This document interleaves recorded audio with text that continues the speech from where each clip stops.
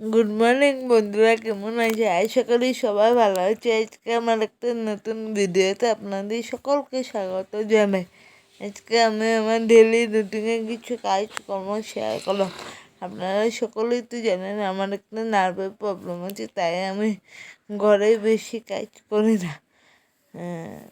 তাই সত্ত্বেও একটু আমার ডেলি কাজকর্ম শেয়ার করলাম।